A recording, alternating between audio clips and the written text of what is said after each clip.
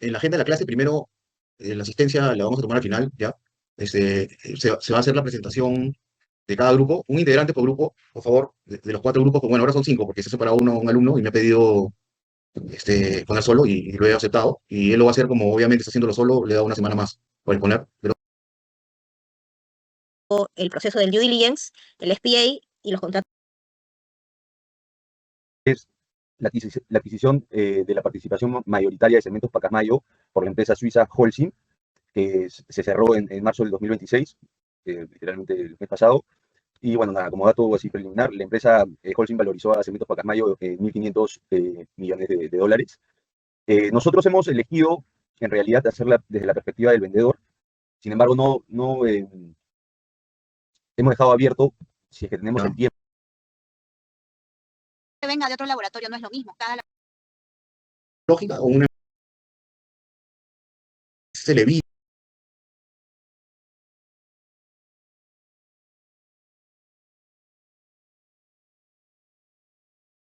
empresa, el software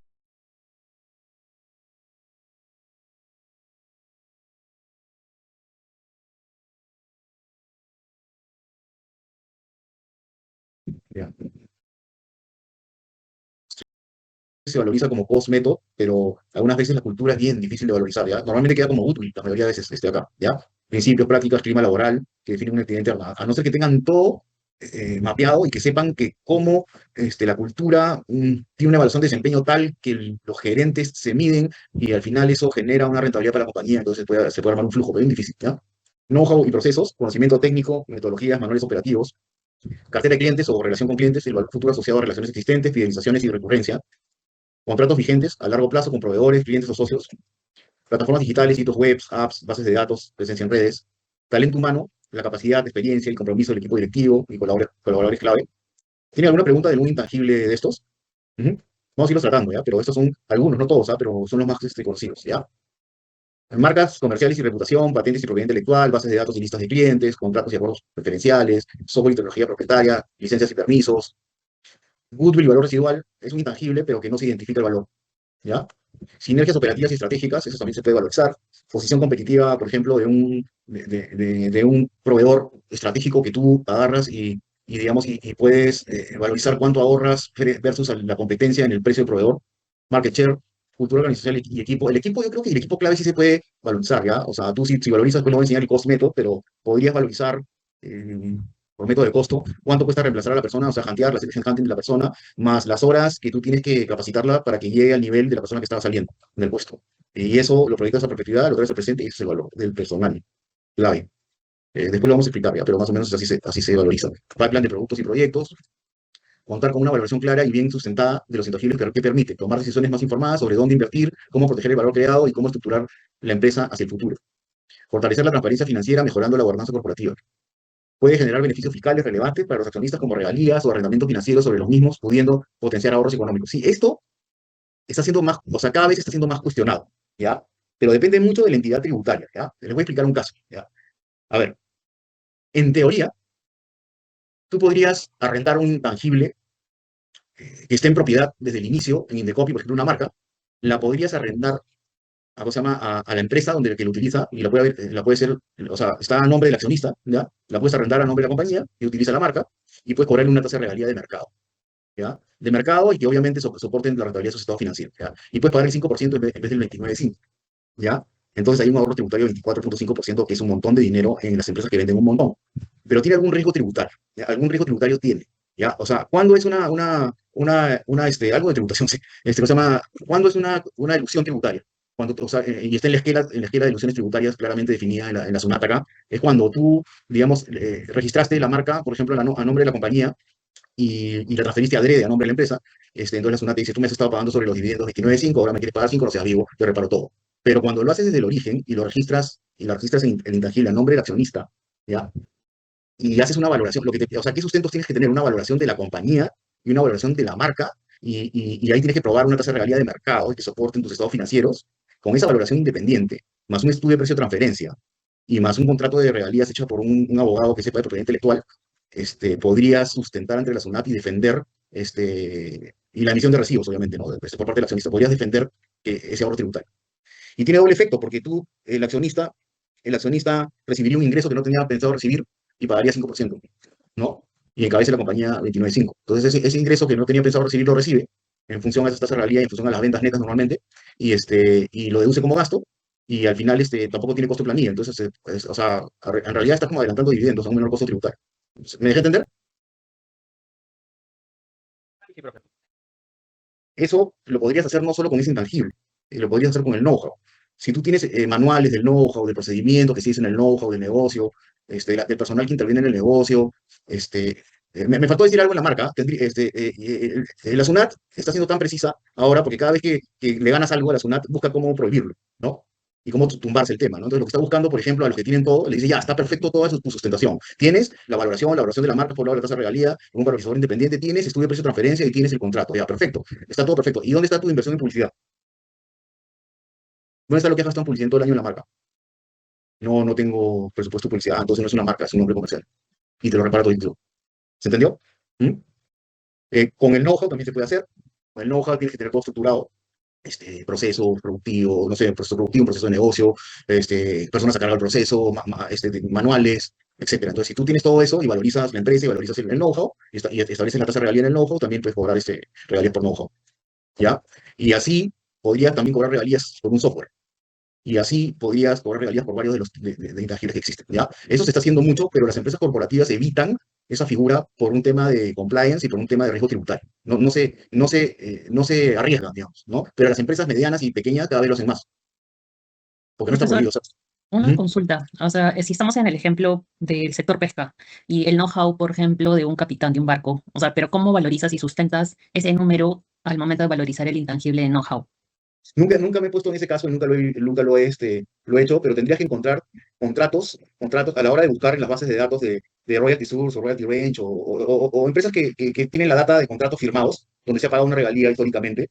Si tú consigues esa data y haces una campana de Gauss donde puedes decir por el know-how cobras una regalía mínima de 1% a 6%, en el máximo tienes una media de tanto, y si tus estados financieros, tu rentabilidad operativa soporta ese gasto de regalía, no tendrían cómo observártelo.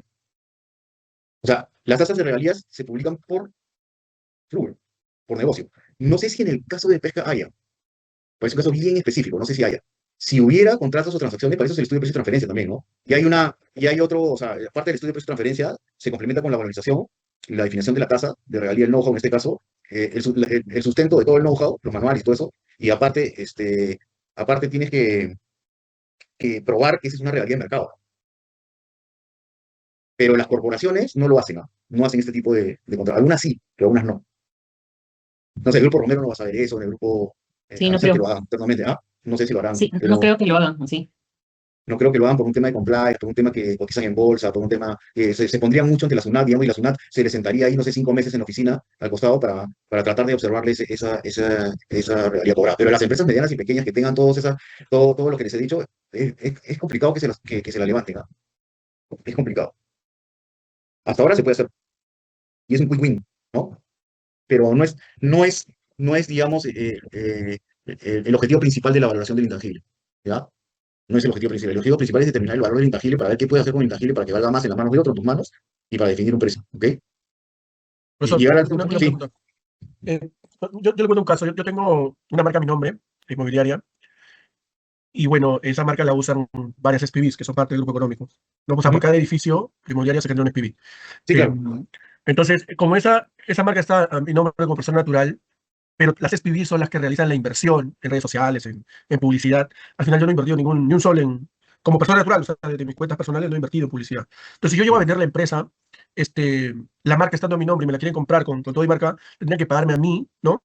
Por la marca, y yo ahí tendría que valorizar sobre una inversión que yo no he realizado. ¿Cómo podría manejarse ahí? No, lo que pasa es que, como no he explicado cómo se valoriza la marca, en el flujo de la marca tiene dos componentes, ¿ya? Uno es la tasa de regalía aplicada a la venta a perpetuidad, si es que fuera, porque es going concern, normalmente en marcas, ¿ya? Going concern es empresa en marcha a perpetuidad, ¿ya? Aplicas la tasa de regalía de la mediana del mercado, por decir, que has encontrado, que los soportes son sus estados financieros, y le quitas el gasto de publicidad, o sea, tendría que haber un gasto de publicidad directo, ¿no? Puede ser que te lo observen como puede ser que no te lo observen, ¿no? ¿Ya? Pero tendría que haber un gasto de publicidad asignado a una marca, ¿no? Tendría que haber. Si lo, Dar si en lo da, parte. sí, tendría que haber, sí. Tendría que haber. Sí. Ya, pero puede ser que ni no te lo observen, ¿ah? O sea, y he visto varios casos que no lo observan. No lo observan. Porque actualmente algunas de esas SPVs sí me pagan regalías. Pero Lo como que, te mira, digo, lo que tú tienes que asegurarte es tener por lo menos esas anclas que te he dicho. Una valorización de tu empresa y una valorización de la marca que establezca una tasa de realidad de mercado que lo soporte en tus estados financieros para probar que esa tasa de realidad que tú estás cobrando está a valor de mercado, ¿ya? Eso es una, ¿ya? Otra, que esté registrada en Indecopio tu nombre, y la otra claro. es que tú emitas un recibo por esa regalía y pagues el 2%, ¿no? Perdón, el 5% como El segunda categoría, 5%. como segunda categoría, y que tengas lo máximo que he visto que te piden, bueno, el contrato de todas maneras, ¿ya? Ajá.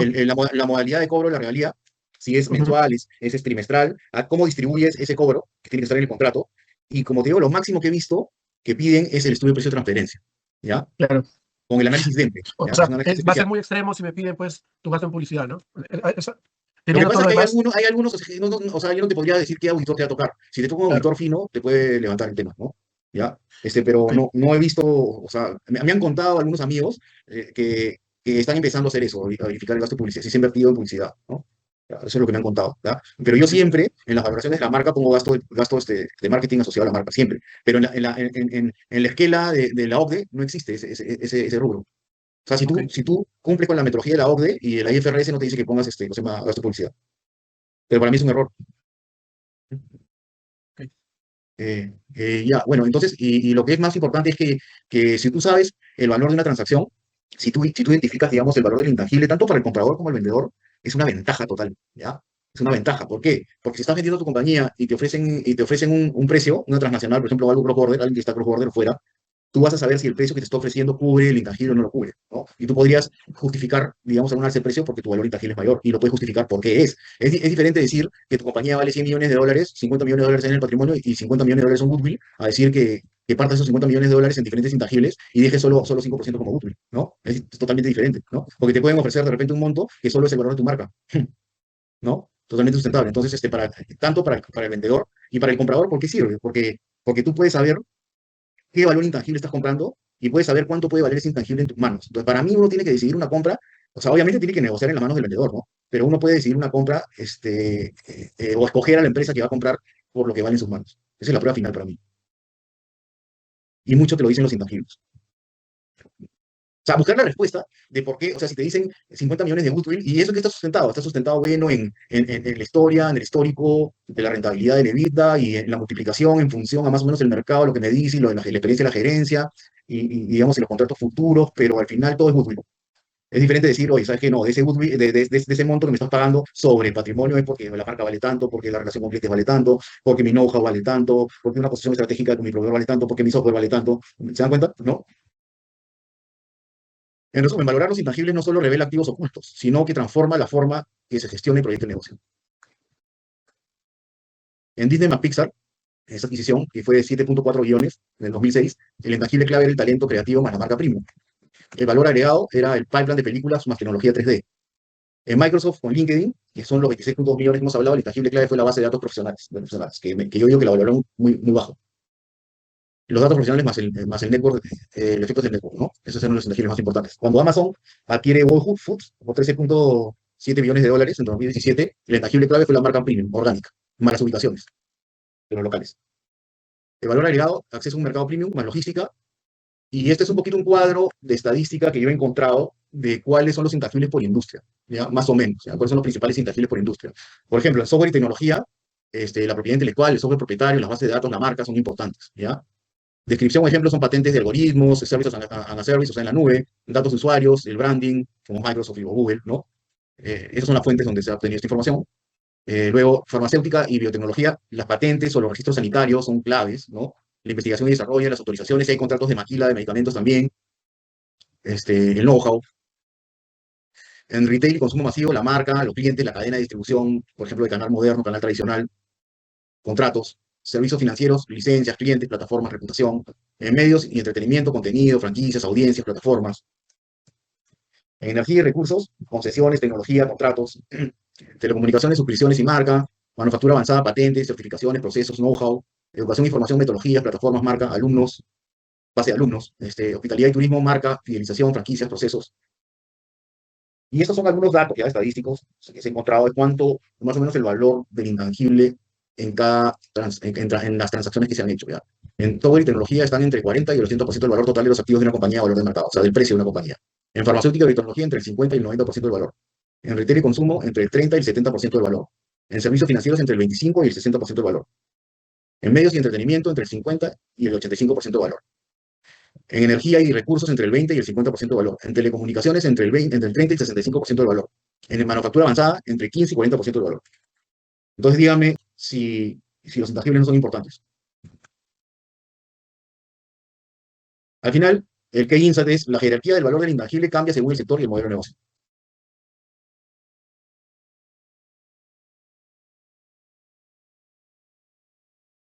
Para valorizar intangibles hay tres enfoques, ¿ya? En los diferentes tipos de intangibles. El enfoque de ingresos es la metodología que diría yo que prima. Igual, para valorizar una empresa, la que prima es el flujo de caja libre descontado de deuda, ¿sí o no? ¿No? Flujo de caja libre de deuda descontado, ¿no? Para valorizar intangibles también prima el flujo, o sea, el enfoque de ingresos, prima el flujo. Hay diferentes tipos de metodologías de flujo para cada intangible, que vamos a ver en detalle en ejemplos, ¿ya? Pero por nombrar metodologías son el ingreso incremental, o profit premiums, o el excess earnings, o método multiperiodo, que es ganancias en exceso, ahorro en pago de licencia o regalía, que se llama relief on royalty, que se utiliza, vamos a ver para qué se utiliza, pero se utiliza para know-hows y se utiliza para marcas, ¿ya? Ganancias en exceso, excess earnings o multiperiodo se utiliza para relación con clientes, ¿ya? Profits, premium profits a veces se utiliza para marcas también, ¿ya?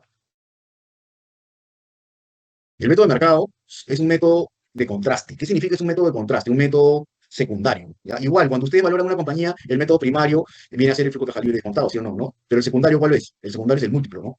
El secundario es el múltiplo. O sea, tú ves el múltiplo de las transacciones en el sector más o menos cómo se mueve, pero tú debes hacer tu valorización independiente, sacar tu propio múltiplo que te salga del flujo que tú has proyectado a valor de mercado y lo divides entre el EBITDA o lo divides entre las ventas del año anterior y lo comparas con el múltiplo de, ¿cómo se llama?, de transacciones o el múltiplo de, ¿cómo se llama?, de valorizaciones que se publican. Lo que he dicho es, hay que tener cuidado con el de transacciones, porque a veces en las transacciones alguien ganó, y ganó de una manera muy abayazadora, ¿no? Entonces, eso podría reflejar que se ha pagado un poco por la transacción, ¿no? Pero en realidad, en el promedio se deben de licuar esas cosas, ¿no? Pero puede ser el caso que alguna transacción no te refleje un múltiplo que sea comparativo o comparable a tu método de flujo de caja libre descontado. ¿Alguna pregunta sobre eso? Sí, profe, yo tengo una pregunta. Sí. Bueno, justo lo que hablabas fue también lo que nos comentaste en la presentación, ¿no? Que te había parecido pues, que el 7.1 estaba por debajo de lo que tú conocías y que era recomendable que lo revisemos, ¿no? O sea, puede ser eso, que tenemos que compararlo para ver si que efectivamente ha sido una buena transacción o no. Así es. Sí, así es. Sí. A no ser que consigas, no sé, que te consigas el dato de una transacción muy específica que no sea el promedio de transacciones. Entonces, si no es el promedio de transacciones, puede ser que refleje una ganancia de alguna parte en la negociación. Entonces, si refleja alguna parte de una ganancia en la negociación, no es muy comparable a tu valorización, ¿no? Las que publica, por ejemplo, Damodarán, no sé si lo conocen, pero digamos, es muy conocido en el tema de valorización de empresas porque es de la Universidad de Nueva York y es creo que el que más ha escrito sobre valorización de empresas en el mundo y publica diferentes ratios para construir flujos de caja libre descontado. Y ahí te publican los betas, te publica mucha información. También publica múltiplos de transacciones por industria, ¿ya? Él sí prefiere utilizar múltiplos de valoraciones que de transacciones. ¿Se entiende cuál es la diferencia? Las de valoraciones son valorizaciones que se han publicado y las de transacciones son transacciones compra-venta de compañías. El método del costo, hay que tener cuidado con en qué caso se utiliza, ¿ya? El método del costo. Por ejemplo, no sé, el método del costo, por ejemplo, en un registro sanitario, ¿ya? En un registro sanitario de lo que es invertido para hacer un medicamento de marca, ¿ya? Entonces, el costo por ejemplo, de que has invertido puede haber sido millonario en desarrollar el producto, pero a la hora de que tú revisas el Relief on Royalty y ves la regalía que paga ese producto, puede ser que te diga el flujo. Normalmente el costo sale menor al flujo, pero puede haber casos que el costo es mayor al flujo. No sé si me dejo entender. Lo que has invertido en desarrollar ese medicamento, por ejemplo, son $100,000 y el flujo te sale $30,000. Por otro lado, no sabes cuánto tiempo, normalmente, por ejemplo, en laboratorios de medicamentos, me refiero a, la digemita acá, depende de la entidad de cada país, pero te da 5 años nomás. Entonces, ¿lo pueden valorizar a perpetuidad, ese flujo o no? ¿Quién me responde? Que abra micro nomás. En un laboratorio, cuando valorizan un medicamento, el registro sanitario, que tiene una duración de 5 años, por la DIGEMIT. ¿Se puede valorizar la perpetuidad? Complicado, profesor, ¿no? O sea, No. puede no renovar el registro. Puede aparecer algo del mundo que diga que ese medicamento ya no es apto, ¿no? La valorización de laboratorios es una de las más difíciles que hay. Tienes que tomar decisiones y hacer escenarios, ¿no? El escenario más conservador son 5 años, obviamente, ¿no? Pero si de repente es un producto tan bueno de marca, por lo menos tú crees que te lo renuevan un periodo más, ¿no? De 5 años, ¿no? Le pongo otro caso. Profe, yo tengo tengo Sí, un poco de repente, o sea, yo con un amigo íbamos a importar órganos de carne de red, o sea, de vacunos desde Nueva Zelanda, para ponerlos en unas cápsulas. En el mercado en Estados Unidos, ese sector es gigantesco. Y, y al final no lo hicimos porque Digemit había entrado una nueva ley y que no te permitía pues que esas cápsulas las vendas, al menos que no tengas ciertos parámetros, tengas un 15, o sea, nos ponían trabas por todos lados. Entonces dijimos, ya dejamos o sea, dejamos el proyecto de lado y hasta ahora pues nada, ¿no? Pero básicamente ese tipo de leyes como que también, o sea, como que generan una barrera de entrada o de riesgo, ¿no? Dijimos, no, no nos conviene, mejor ya no, pues, porque lo teníamos que hacer si no informalmente, ¿no? ya, yo le voy a poner un caso inmobiliario, pues, sí. A ver, quien me lo responde tiene 2 puntos en el examen final, ¿ya? Miren, este es el caso. Hay un terreno ubicado en una zona estratégica de Miraflores, donde funciona un, este, un supermercado conocido, recontra conocido. El tráfico es muy bueno y el valor del terreno es muy bueno. Y el contrato, existe un contrato que obviamente le da por el uso ¿cómo se llama? Del inmueble a los dueños de 30 años. Pero que quedan 15, ya pasaron 15 años y el negocio va muy bien. Ellos reciben como ingresos un fijo variable. El fijo es un monto de dólares al mes, o reciben el fijo o reciben el variable. Si pasan el monto, digamos, de una venta recurrente de las cajas registradoras ¿cómo se llama? Del local, les paga un variable. ¿Ya? Entonces ya, después de 15 años, ya están recibiendo pura variable y no reciben fijo, porque los primeros años, cuando se desarrolló, recién recibían solo el fijo, pero ahora reciben solo el variable. ¿Cómo valorizarían ese negocio?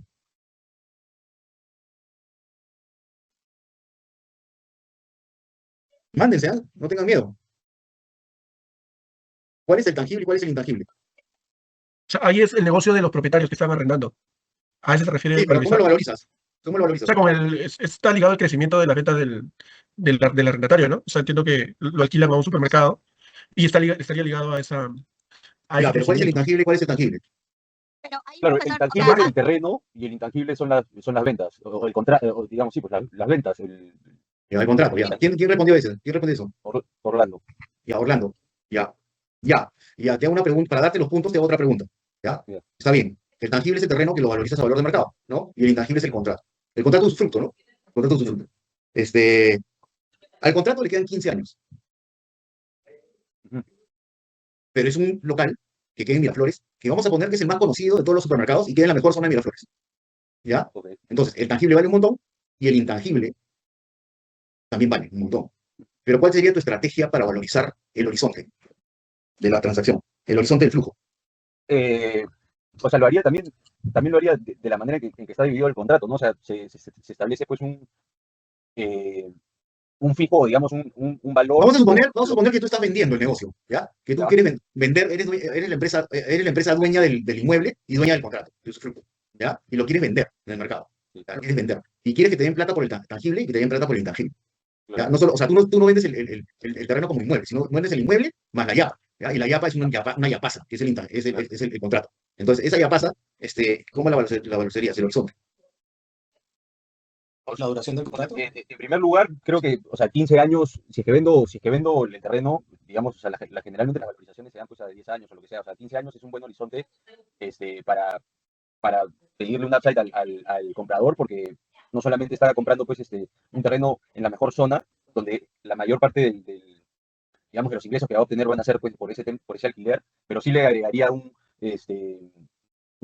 un porcentaje digamos, variable, ¿no? Variable con respecto, o simplemente diría ya por esos 15 años, eso es lo que yo esperaría que se generen ingresos y eso lo meto a la valorización y entonces le sumo Ujú. el valor del alquiler más lo que generaría ese variable. Ya, hasta ahí tienes un punto.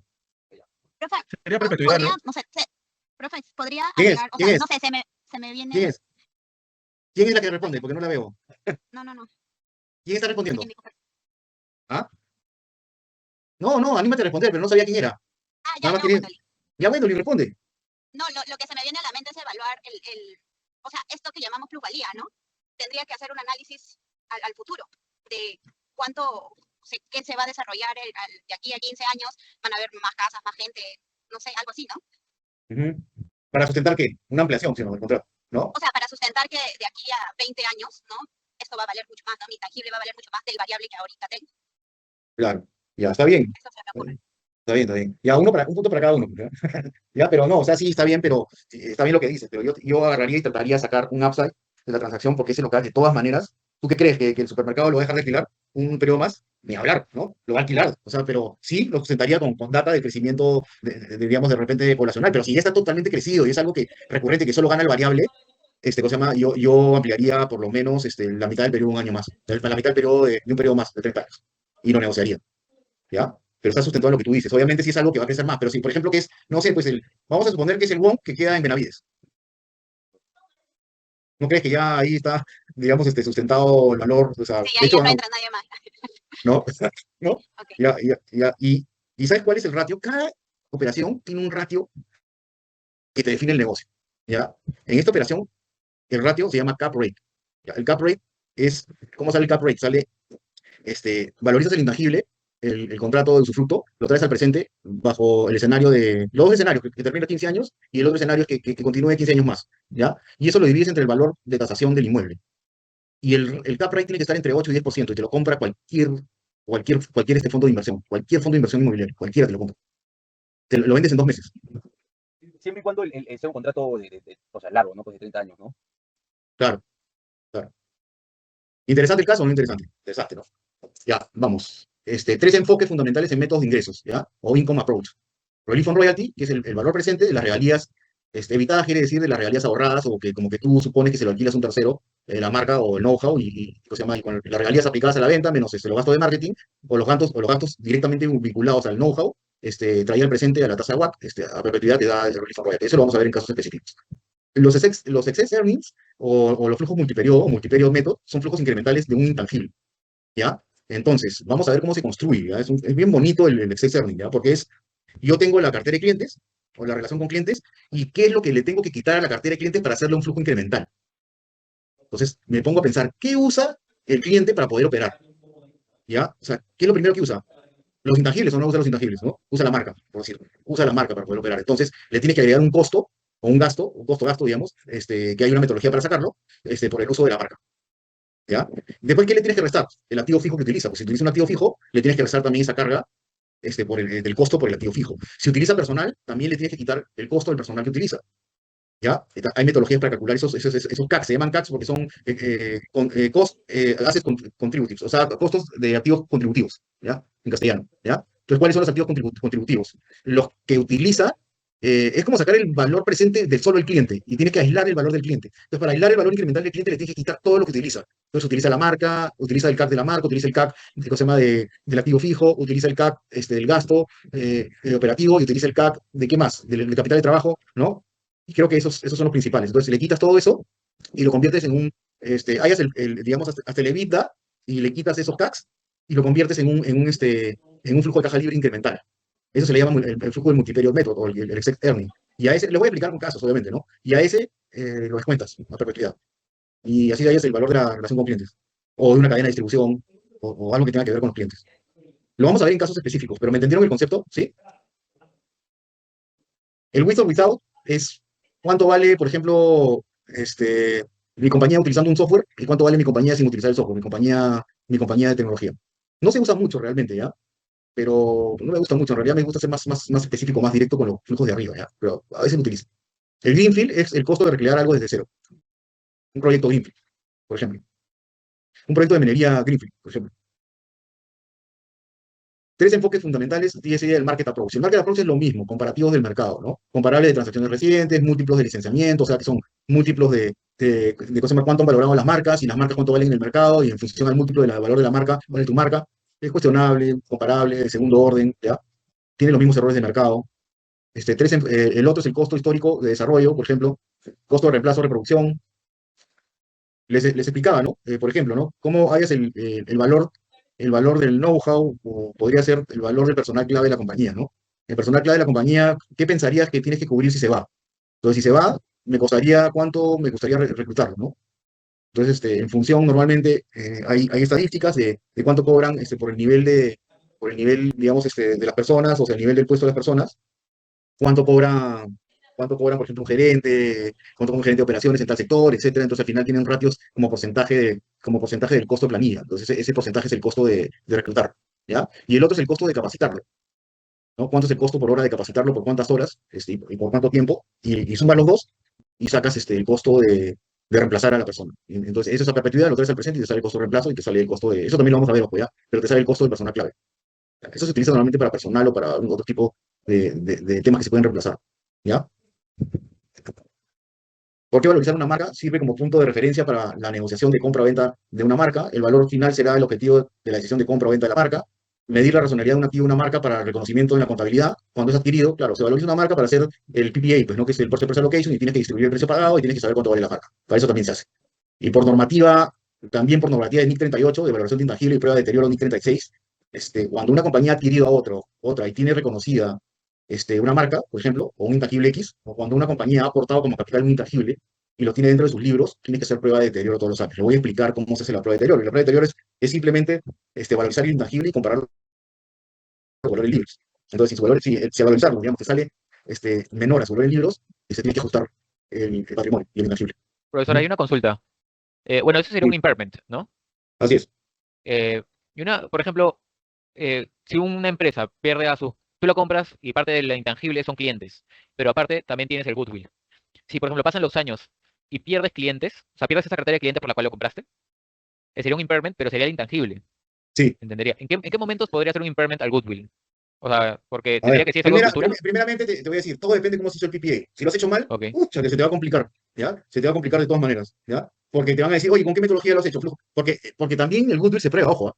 El goodwill ok. también se prueba en prueba de deterioro y se prueba con flujo de caja libre descontado. La única forma que hay que hacer, pero Ah, solo ya. de la unidad generadora de efectivo, ¿no? Que es lo que se ha valorizado en el goodwill. Pero Ok. ¿qué pasa si lo has valorizado de una manera grandaza? O sea, es complicado, ¿no? Si no has hecho bien el PPA.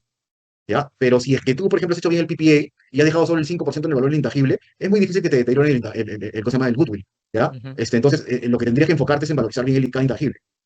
Ah, ya. Ok, ok. Está bien. Debería ser al intangible, debería ser al intangible. Pero el goodwill se prueba con flujo de caja libre descontado del residual que no se identificó como intangible, que es una unidad generadora efectiva.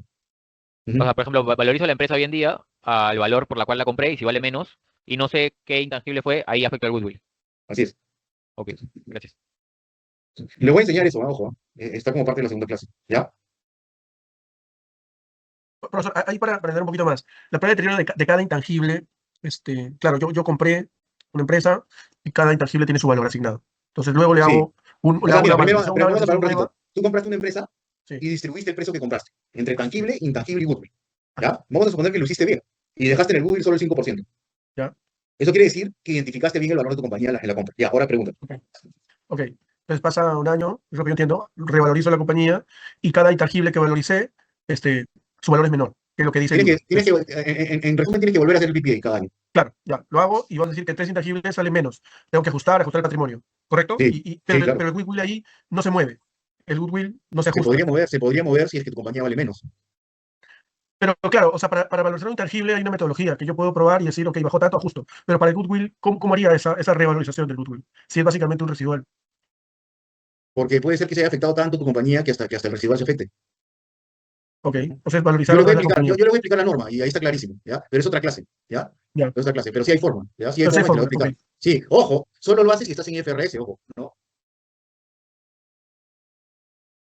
Y creo, Gwendolyn, tú tienes control, también si estás en Nix lo haces, sí, ¿no? Disculpe, profesor, no lo O sea, escuché. si cumples con, o sea, Ujú. yo entiendo que si tú estás homologado IFRS y auditas estados financieros, tienes que hacer esta prueba de todas maneras, todos los años, ¿ya? Sí, claro. Pero Ujú. ¿qué pasa si es una compañía que no es auditada, pero no lo tiene que hacer, ¿no? Pero si es una compañía que no es auditada, pero cumple con normas, con normas del país, ¿lo tienes que hacer también? Yo no estoy muy O sea, sí, actualizado. mm, sí, lo tendría que hacer también, ¿no? No, Pero, no he visto ese pero yo, caso, sí. yo creo que el test de impairment para los intangibles de vida útil, digamos, finita, no tienen que pasar por, o sea, no es obligatorio que pase por un test, ¿no? Salvo hay un indicio, ¿no? Lo único que te exige la norma es que para los, digamos, intangibles de vida indefinida o el goodwill sí es obligatorio Así que es, tengan así este es, test de impairment, ¿no? así es, así es. Sí, eso se lo voy a explicar en la norma, pero tienes razón, así es. Ujú. ¿Ese fue un contador o fue un CFO? Yo soy contador, sí. Ya. Yo también soy contador, pues. Sabía que eras contador. Ya, ok. Ya. Los intangibles, por su parte, son un gran value driver para la economía actual, ¿no? Hoy por hoy, su potencial en la generación de beneficios, el valor de mercado de los activos intangibles supera el valor de los mercados, en algunas industrias, ojo, no en todas, ¿ah? Pero en algunas industrias supera el valor de los activos tangibles, en muchas industrias. En muchos casos, las marcas llegan a superar el 40% del valor de las compañías, ¿no? Vamos a poner casos exagerados, Coca-Cola, que se llama Apple, ¿no? Según constan Microsoft, no sé, los datos recabados por empresas de consultoría, ¿no? De ahí su valoración, aunque se trate de intangibles, sea cada día más necesaria. Hay una norma que yo se las he colgado, ya que deberían leerla, es buena, es una norma, una ISO, no sé si la conocían, a los que conocen ISO, conocían la ISO 10668, que se llama Brand Valuation, Requirement for Monetary Brand Valuation. O sea, al final, todo lo que hemos hablado, la IFRS se ha actualizado mucho por esta norma, es una norma alemana, ¿ya? No voy a repetir lo que dice la norma, pero al final te dice, o sea, básicamente dice todo lo que he dicho anteriormente, ¿ya? Pero hay una norma ISO de valorización, ¿ya? De marcas y intangibles, ¿ya? El Relief on Royalty, que es el primer método de ingresos, es una metodología de propiedad intelectual. Según la metodología, el valor de la propiedad intelectual es igual al monto capitalizado de las regalías que una compañía debería pagar si la propiedad intelectual o el tangible no fuera de su propiedad. O sea, si alquilar un tercero, ¿no? Sino que tuviese que ser licenciado un tercero. El enfoque de Relief on Royalty, esto aplica para marca y para know-how, ojo, ¿ya? El enfoque de Relief on Royalty postula que es posible, y lo podrías aplicar para software también, ¿ya? Para software también. El enfoque de Relief on Royalty postula que es posible determinar el valor de un intangible mediante la estimación del ahorro económico que genera su posesión. Es decir, cuánto se ahorra la compañía al contar con la propiedad y el uso económico de dicho activo. O cuánto se ahorra el accionista. Para poder realizar un análisis preciso, este método requiere identificar la tasa de regalía apropiada, básico, calcular el flujo efectivo de la regalía y capitalizar los pagos periódicos. Y yo diría también poner los gastos de marketing o los gastos asociados al know-how, que no está en la norma, por eso no está acá. ¿Ya? Los pagos de regalías pueden, ¿sí? Ahí en el curso vamos a ver cómo identificar la tasa de regalía. Sí, claro. Ok, perfecto, gracias. Los pagos de regalías pueden interpretarse como un mecanismo de participación en los beneficios. En otras palabras, al recibir ingresos por regalías, un licenciante comparte los flujos de beneficios generados por los esfuerzos del licenciatario. En la comercialización, las tasas de regalía, en la mayoría de los acuerdos de licencia, se definen como un porcentaje de las ventas netas o un pago por unidad. Normalmente es un porcentaje de las ventas netas o brutas. ¿Ya? Tengo una pregunta para dar otro punto a alguien. ¿Ya? A ver, ¿qué pasa si yo busco la tasa de regalías en fuentes de contratos que se han transado en un mercado determinado y establezco una campana de Gauss y digo, el límite inferior es de 2%, el límite superior es 8%, el primer cuartil es no sé, 3%, el segundo cuartil 4%, la media es, que es el Q3, el Q2, perdón, no sé, la media es el 4, el 5% y esa es la tasa de regalía que debo aplicar a mi compañía. Pero voy y reviso el P&L o el estado de resultados integral de mi compañía del último año y me doy cuenta que el margen de la compañía soporta más gasto de realidad, que es el método de ingresos. Agarro y digo, el método de ingresos o el de Golder Share, ya dice, tú debes sacar, dícese, tú debes sacar el 25%, ya que es un cuartil, al margen bruto, y debes sacar el 25% al margen operativo. Y la regalía debería caer en el punto medio. ¿Se entiende? Tú sacas el 25% al margen bruto del último año, y el 25% al margen operativo. Y la regalía debería estar en la media de los dos. ¿Qué pasa si yo comparo esa tasa con la tasa, en dos casos, con la tasa media del mercado de transacciones? Y la tasa media del mercado me dice que pague más, pero en mis estados de resultados sale menos. Eso prueba. Y Profesor, ahí cargarle ese tendría- gasto, sería un crimen, porque te bajas una parte proporcional de gasto larga. ¿Qué harías en ese caso? Y el otro caso es, ¿qué harías si la media te dice que es 5, pero el límite superior te dice que es 8 en la campana de Gauss, y tu tasa de realidad soporta 8? En esa prueba de 25%, ¿no? El margen bruto 25% del margen operativo, la media te sale 8%. Aplicas la mediana, aplicas el límite superior, y en el otro caso, ¿qué pasa? Al revés, ¿no? ¿Quién me responde? Profesor, ahí también dependería de qué lado está, ¿no? Si uno es vendedor o comprador. No, yo no te estoy poniendo no. no, sí puede ser, pero no te estoy poniendo una transacción, sino en valorizando, nomás valorizando.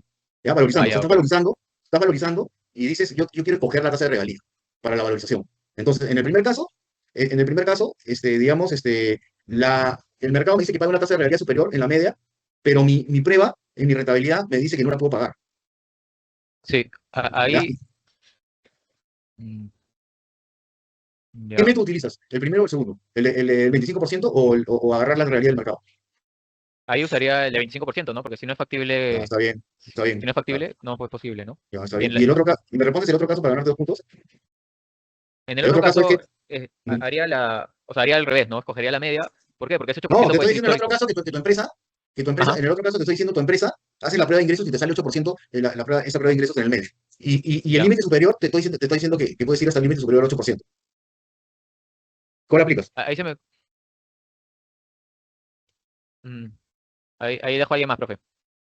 El máximo, profe. Sería el máximo, ¿no? El máximo, Lo claro, el permite. máximo, ya, está bien, el máximo. A ver, primero, ¿quién habló primero? ¿Quién habló primero? Hazme Andrés recordar, Méndez, por favor. profe. Ya, Andrés. Ya. ¿Y el otro quién fue? Andy, El Andy. original. Andy. Ya, con eso creo que les quedó claro, ¿no? Tienes que hacer los dos métodos y tienes que ver cuál utilizas al valorizar la compañía. Al valorizar la marca. O la marca o el know-how, ¿ya? Ujú, ya. Intuitivamente, cuanto mayor sea la rentabilidad de una industria, mayor será la tasa de regalía.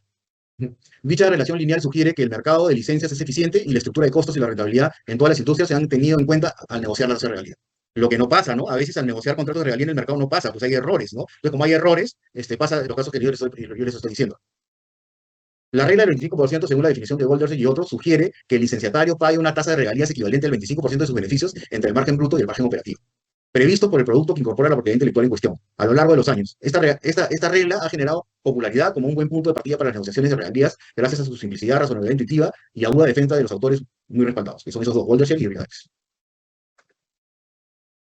La determinación de tasas de regalías adecuadas para empresas mayoristas en alimentos implica analizar diversos factores como la propiedad intelectual, es un ejemplo, de licencia, los estándares de la industria y los términos específicos de acuerdo de licencia. ¿Por qué lo pongo? Porque vamos a ver un caso de valorización de marcas y cadena de distribución, o sea, relación con clientes de una empresa mayorista de alimentos, ¿ya? Tipo de propiedad intelectual, las tasas de regalía pueden variar dependiendo de la propiedad intelectual licenciada. De la marca registrada, una marca comercial, el know-how o tecnología, por ejemplo, licenciar una marca bien establecida puede requerir una tasa de regalía más alta en comparación con marcas menos reconocidas. Referencias de la industria. Consultar datos específicos de la industria puede proporcionar información sobre tasas de regalía estándar. Recursos como Royalty Range, ofrece bases, esa es una de las más conocidas, y Royalty Source es la otra más conocida. ¿Ya? Recursos como Royalty Range ofrecen bases de datos, son carísimas esas bases de datos, ¿ya?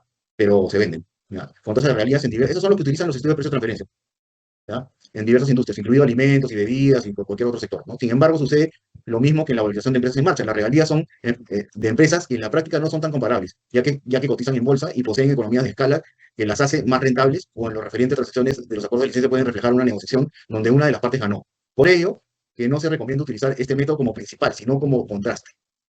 El principal es el método de ingresos, señor. El contraste es la campana de negocio del mercado. Igual que en valorización. El principal es el flujo de caja libre contado. El secundario es el múltiplo. Métricas de rentabilidad. Los estudios han mostrado una relación entre las tasas de regalías y las métricas de rentabilidad. Por ejemplo, las tasas de regalías reportadas a menudo se ubican entre el 25% de los márgenes brutos y el 25% de los márgenes operativos. Eso sugiere que los productos o servicios más rentables que incorporan la propiedad intelectual licenciada pueden justificar tasas de regalías más altas. Esta se recomienda como metodología principal para calcular la realidad y por ende el valor de la marca. Fuente KPMG, método principal. La KPMG está muy avanzado a nivel mundial en valorización de intangibles. Si me preguntan quién les aconsejo, a ver, no sé, depende mucho del equipo, ¿ya? Pero ¿quién les aconsejo que haga, digamos, el due diligence financiero? Es Price, para mí, en Perú. ¿Quién les aconseja que haga el PPA? Es KPMG. Depende mucho del equipo, ¿ya? Pero son los que más me gustan, ¿ya? Estructura de licencia. La estructura de acuerdo. ¿Y qué me gusta en Deal Advisory?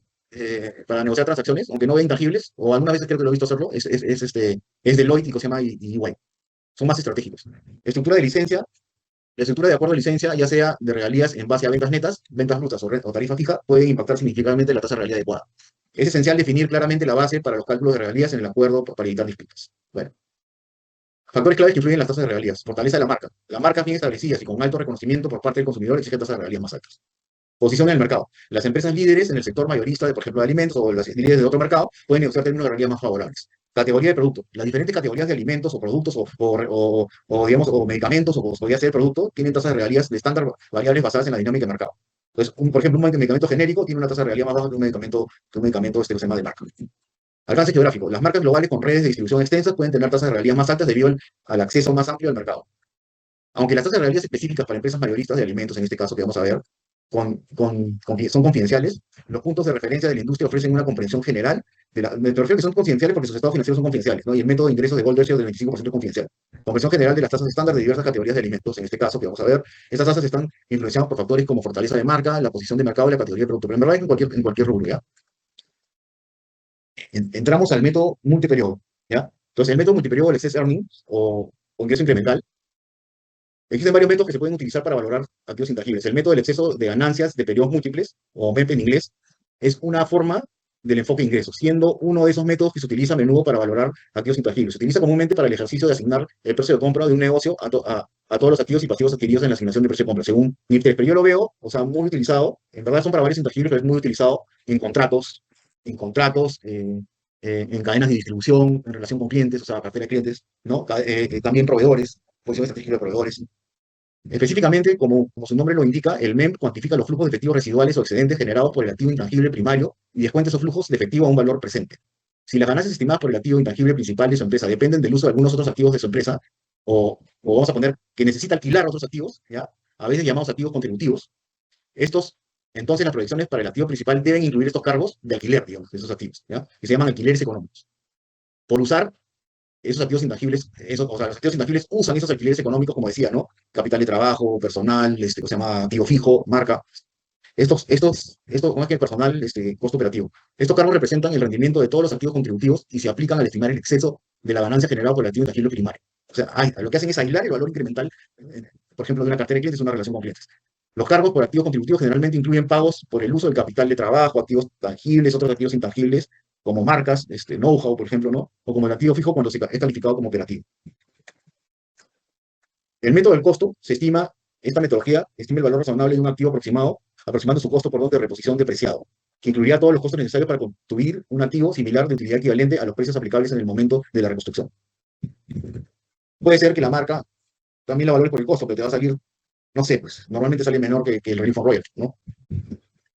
En el caso de fuerza de trabajo, o sea, porque yo decía, fuerza de trabajo, le llaman también personal clave, de una empresa se estima el costo de reemplazar el personal, es lo que les he dicho, lo clave de la misma, que tiene el know-how de negocio y que sería crítico conseguir para su reemplazo en el corto plazo. Sin ello, la compañía podría deteriorar su operación y por ende sus resultados financieros. Bueno, entonces ahora vamos a empezar a ver un caso, y ya estamos por terminar, pero ya la otra clase, vamos a ver este caso, que es de un distribuidor mayorista de alimentos, ¿ya? Entonces vamos a ver toda la distribución del precio, ¿ya? O sea, todo el cálculo. ¿Ya? Luego de ver este caso que es bien completo, donde yo les voy a colgar, en el Blackboard les voy a colgar toda la valorización en Excel, toda la valorización en Excel. Les voy a dar todos los métodos en Excel para que ustedes puedan valorizar cualquier caso, ¿ya? O sea, están todos los métodos, con todas las fórmulas asociadas, está todo, ¿ya? Es un modelo de valorización completo, el que les estoy cargando, ¿ya? Entonces eso les va a servir en cualquier trabajo, ¿ya? Les va a servir. ¿Ya? Inclusive la valoración de cada intangible y la distribución del PPA también, ¿ya? Eso yo lo hago por mis alumnos porque quiero dejar un legado en ustedes y que ustedes sepan ya hacer estas cosas solos, ¿ya? ¿Tienen alguna pregunta final? Quedan 3 minutos.